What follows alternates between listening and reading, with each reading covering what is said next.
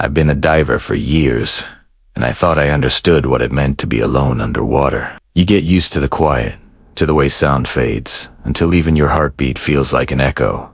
But nothing, absolutely nothing prepared me for that cave. There's a reason I'll never go cave diving again. And no matter how many times I try to tell it, it still feels like I'm trapped there, somewhere between the air I breathe and the darkness that waits beneath it. It started like any other dive.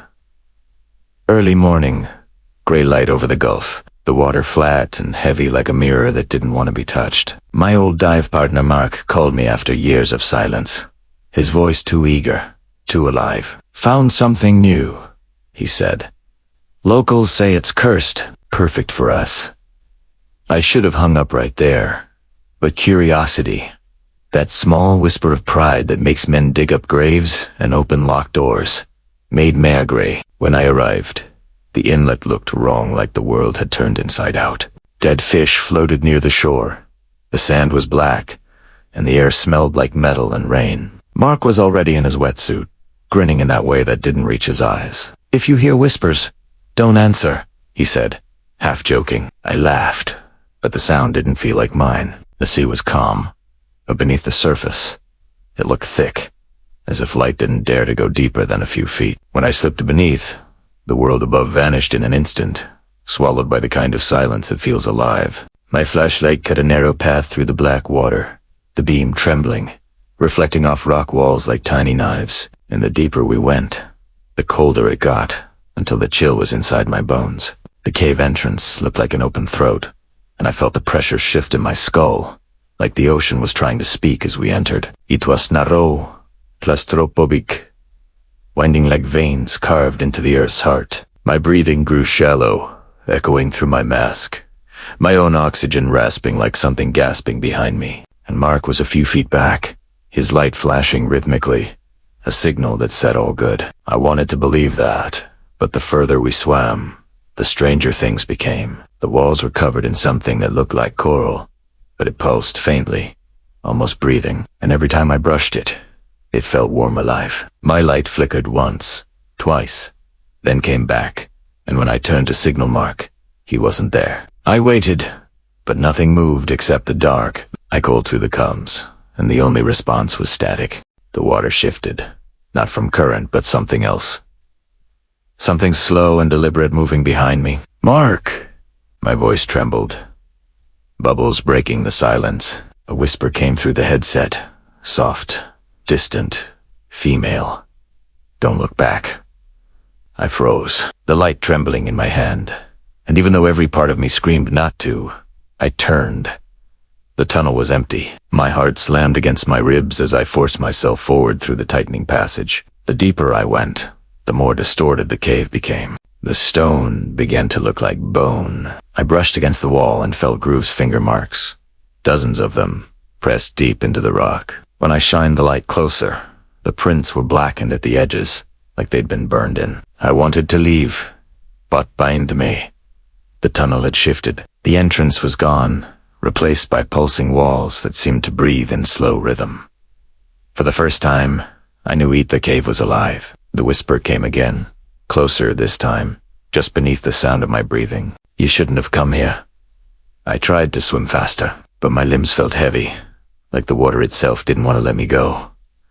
I tilted my light downward and froze. The cave floor wasn't stone, it was faces, hundreds of them, pale and smooth, pressed into the rock, mouths open in silent screams. The beam shook in my hand as I backed away, but something shifted among them, something without shape rising and falling like breath. My light sputtered, died, and when it came back, something was inches from my face. It looked human but wrong. Its skin stretched too tightly. No eyes, no mouth, just smooth flesh, rippling as if something crawled beneath it. It reached out with warped hands, touched my arm, and the contact burned through the wetsuit. I screamed into the regulator, my air hissing violently. I kicked backward, slammed into the cave wall, my tank sparking against the rock. The thing didn't chase it, only floated, waiting while my flashlight flickered again. This time, when it steadied, the cave was full of them, dozens of blank faces drifting in the water like mannequins. The pressure crushed against my chest, my air gauge dropping fast. I turned to escape, but then I heard Mark's voice behind me, low and warped. "Why'd you come back?" I turned, heart pounding, and my light caught his shape, his wetsuit, his tank. It was him.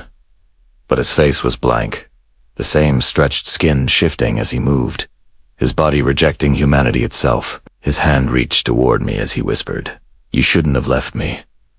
I kicked hard, scraping against jagged rock, my tank hissing as water filled my mask. Itorit, off choking on salt water, as the cave began to shudder. Stones rose upward, weightless, like the ocean had turned inside out. I saw the faint shimmer of light. I had on exit 10 swam with everything I had left. My lungs burned, my vision blurred, and just before I reached it, something cold and strong wrapped around my ankle. It yanked me backward into the dark. I kicked, screamed, clawed at the rock, but the light vanished completely, and everything went silent. When I woke, I was on the shore, coughing up seawater, my gear torn, my tank dented. The boat was still anchored, untouched, but Mark was gone. 4 days. The Coast Guard searched. They found his tank deep inside the cave wedged between 2 ridges, but not his body. The locals weren't surprised. One old fisherman told me the cave used to be a burial place long before the sea rose. "Not for people," he said, "for what came before them."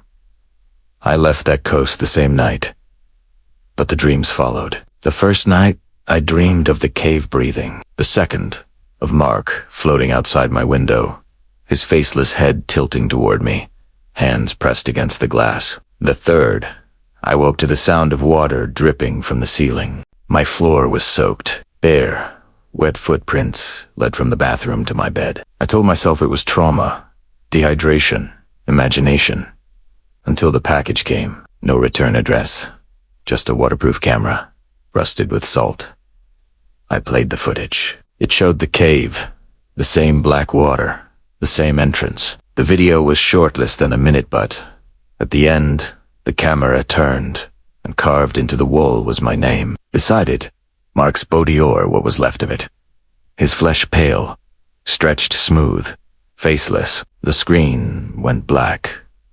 Since that night, I can't stand water. Not pools, not rain, not even the sound of a faucet. Every drop feels alive. Sometimes, when I close my eyes in the shower, I feel that same pressure on my chest, that awful sensation of the cave breathing through me. A few nights ago, I woke up choking, my mouth full of salt water, my sheets soaked. The air reeked of seaweed. I ran to the bathroom, flicked on the light, and in the mirror, the reflection behind me wasn't mine.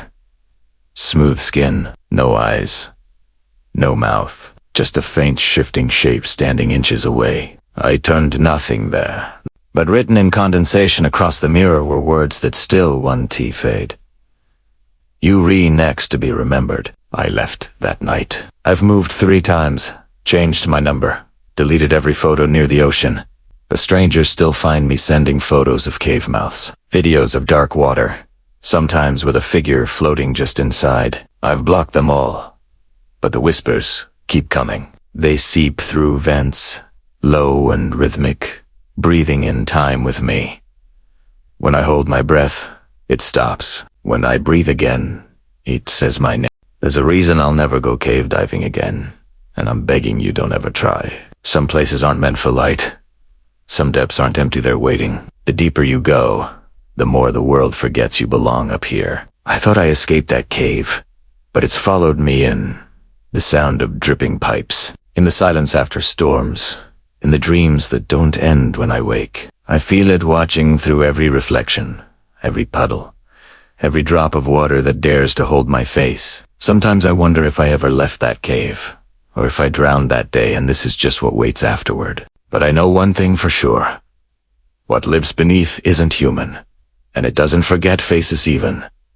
The ones it takes away. If you're still listening, still breathing, count yourself lucky but not safe. Because now that you've heard my story, it's heard you too. So keep your lights on, stay away from the dark water, and never, ever dive where the ocean doesn't want you. The last thing you'll see before it takes you is your reflection without a face. If you dare to look deeper, then step into the next story waiting in the dark one that drags you further down than any cave could. Click only if you're ready to drown in your next nightmare.